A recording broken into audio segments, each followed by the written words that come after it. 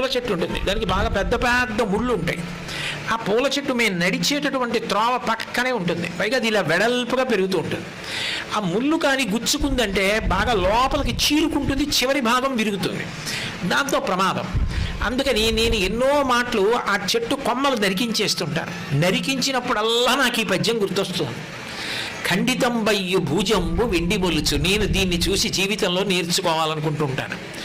ఇప్పటికి ఎన్ని మాటలు ఆ చెట్టు కొమ్మలు నరికించేశాను, కానీ వీడు ఎట్లాగో నరికేస్తాడు.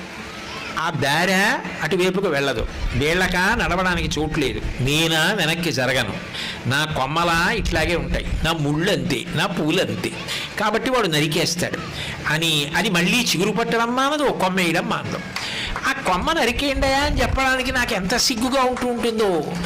ఏమిరా దీని ప్రయత్నం, అసలు నిరుత్సాహపడదే, ఎన్ని మాటలు నరికేసినా